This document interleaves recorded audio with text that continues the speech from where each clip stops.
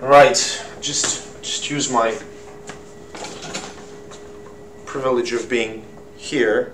Just talk about that awesome thing. We're gonna briefly talk about Ebola virus. Very briefly. So Ebola virus RNA virus enveloped. Okay, zoonotic transmission. Where from, we have not the slightest idea. Most likely from bats. It can also be contracted from apes. But here's the thing.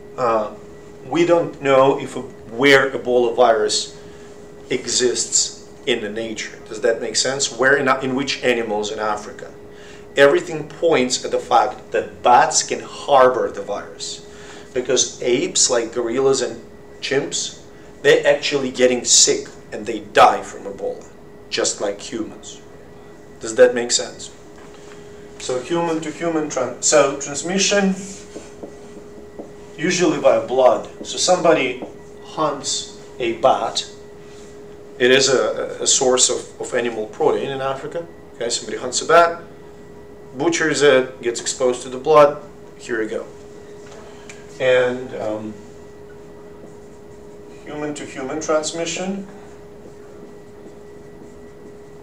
by bodily fluids. Now this is a broad term which actually includes things like saliva, feces, urine, sweat, mucus, and even semen. So the primary route is like direct contact. Now, one of my favorite illustrations of how transmissible Ebola is, like really cool to talk about, we're going to talk about it in Unit 4, so-called R0, the basic reproduction number, but let me give you a perspective. You're all familiar with measles, right? More or less on average, measles is 8 to 9 times more transmissible than Ebola. Flu is twice as transmissible as Ebola. Coronavirus is about twice, 2 to 3 times more transmissible than Ebola. So it's really hard to catch. Unless you get in the real close contact. Now, Ebola is not transmitted by respiratory route. No matter what you read in popular media, it is not transmitted by respiratory route, because there's two definitions of respiratory route. Okay, symptoms: garden variety hemorrhagic fever,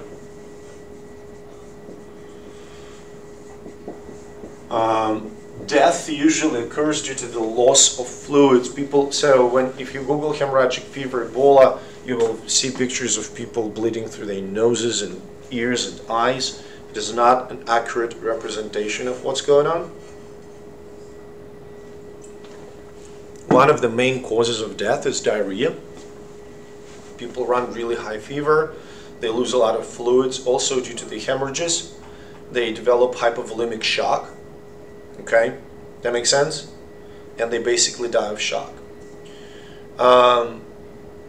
Mortality, case fatality ratio is roughly about 50%, more or less. Okay. So what is case fatality ratio? Should I explain? Number of deaths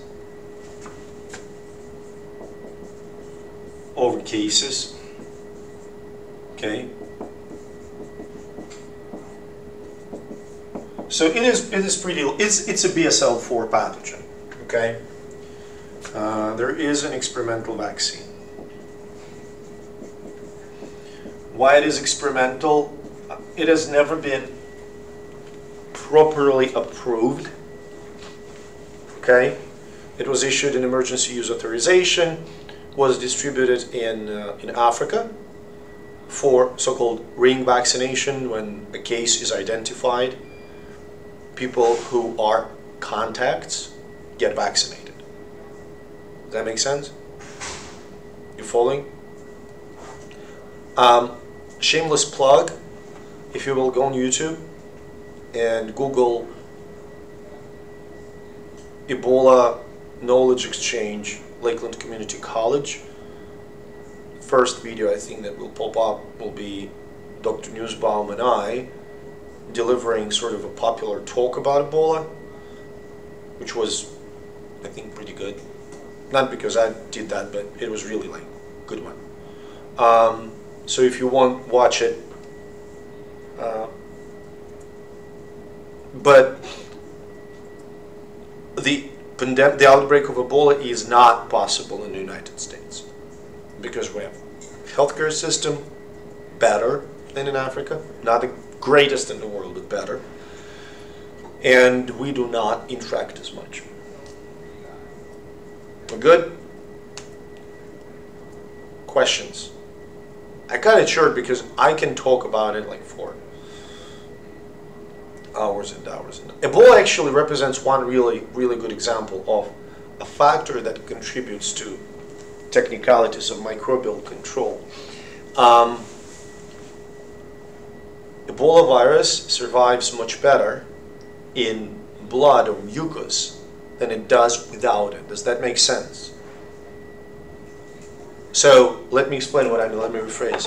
If I will take a sample of Ebola virus, look, I'll take a sample of Ebola virus, just purified virus, the suspension, and put it on the bench and leave it there. And then I will measure its decline.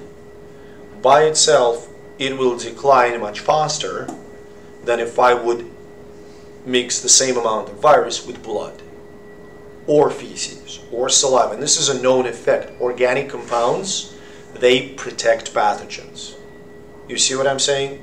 So when you clean, hypothetically, when you clean a spill of that liquid broth off the table, it's not too bad.